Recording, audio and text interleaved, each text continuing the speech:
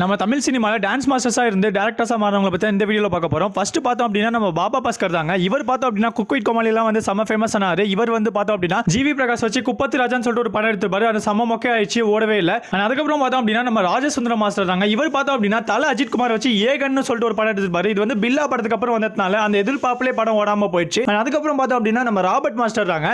இவர் பார்த்தோம் அப்படின்னா வனிதா விஜயகுமார்லாம் வச்சு எம்ஜிஆர் சிவாஜி ரஜினி கமல் சொல்லிட்டு ஒரு படம் எடுத்திருப்பாரு. அந்த படம் கொஞ்சம் டீசென்டா தான் இருக்கும், ஆனா வந்து பாக்ஸ் ஆபீஸ்ல கலெக்ட் பண்ணல. அதுக்கப்புறம் பார்த்தோம் அப்படின்னா நம்ம டான்ஸ் மாஸ்டர் பிரபுதேவா தாங்க. இவர் பார்த்தோம் அப்படின்னா தெலுங்கு ஹிந்தி தமிழ் சொல்லிட்டு நிறைய படங்கள் எடுத்திருக்காரு. முக்கியமா சொல்லணும் அப்படின்னா நம்ம தளபதி விஜய் வச்சு வில்லு போக்கிரி இந்த படம்லாம் கொடுத்திருப்பாரு. இவர் வந்து ஒரு நல்ல டேரக்டர் தான் சொல்லி ஆகணும். அதுக்கப்புறம் பார்த்தோம் அப்படின்னா நம்ம ராகவா லாரன்ஸ் தாங்க. இவர் பார்த்தோம் அப்படின்னா காஞ்சனா முனி 1 முனி 2 சொல்லிட்டு ஒரு சீரியஸ் ஆஃப் ஹாரர் ஃபிலிமே வச்சிருக்காரு. இவர் வந்து ரொம்பவே சூப்பர்பா டைரக்ட் பண்ணுவார், நம்ம எல்லாருக்குமே தெரியும். அதுக்கப்புறம் பார்த்தோம் அப்படின்னா நம்மளோட சதீஷ் மாஸ்டர் தாங்க. இவர் இப்ப ரீசெண்டா பார்த்தோம் அப்படின்னா கவினை வச்சு கிஸ்னு ஒரு படம் எடுத்திருக்காரு. இந்த படம் ரிலீஸ் ஆகல, வெயிட் பண்ணி பார்க்கலாம் எப்படி இருக்கு அப்படின்னு சொல்லிட்டு.